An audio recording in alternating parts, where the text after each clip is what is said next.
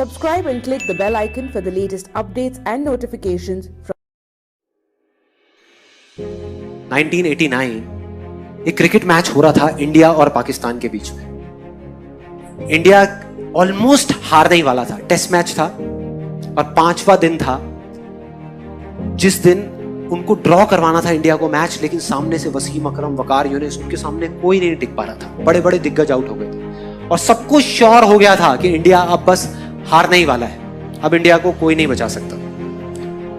उस टाइम पे जब अजरुद्दीन, रवि शास्त्री, श्रीकांत जैसे बड़े बड़े प्लेयर्स आउट हो गए तो एक 16 साल का लड़का आकर के पिच पे खड़ा हो गया वकार यूनिस के सामने, और वहां पर बाकी के जितने भी प्लेयर्स थे उन सबकी ये वर्डिंग है कि उससे फास्ट पिच हमने अपनी पूरी लाइफ में नहीं देखी। जितनी ग्रास थी उस पिच पे, मतलब उससे फास्ट पिच हमने कहीं नहीं देखी।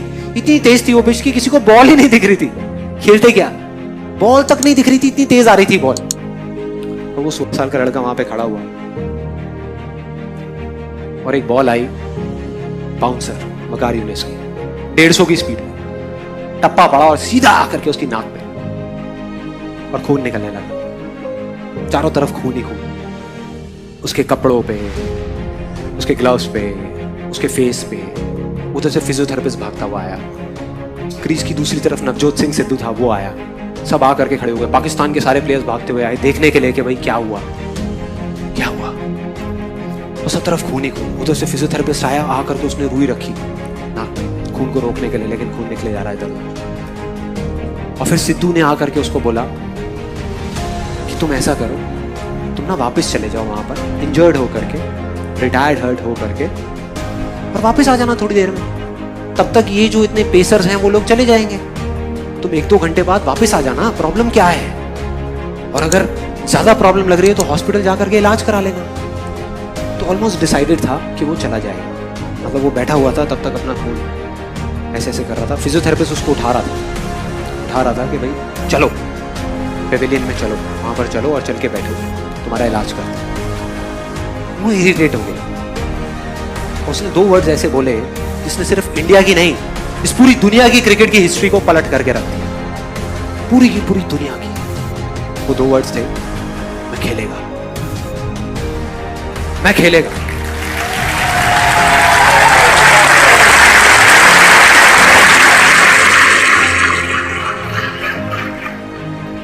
इमेजिन करो, एक 16 साल का लड़का, टीवी पे जितने भी लोग देख रहे थे, स्पेशली विमेन, उन सबका ये कहना था कि ऐसी चीजों पे बैन लग जाना चाहिए, कि एक 16 साल के लड़के को अलाउ ही नहीं करना चाहिए कि इतने बड़े बड़े पेसर्स के सामने जाने के लिए कोई तरीका है, क्या कर रहे हैं। तो अगर वो पेविलियन चला जाता तो पूरी दुनिया समझ जाती, पूरी दुनिया को उस पर तरस आ रहा था सिवाय एक इंसान के, उसको खुद को, बस उसको खुद को अपने आप पे तरस नहीं आ रहा था।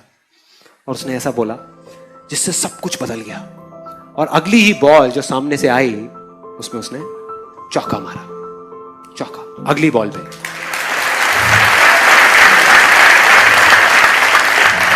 और मैंने वीडियो देखी YouTube पे, चौका मारने के बाद किसी की हिम्मत नहीं हो रही थी कि वकार यूनिस की आंख में आंख डाल करके देख सके। इस 16 साल के लड़के ने आंख में आंख डाल करके देखी,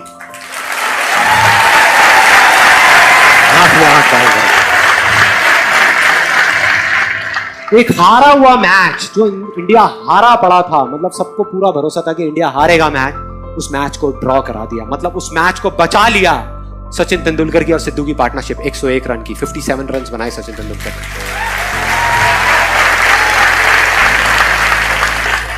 and that's where a star was born.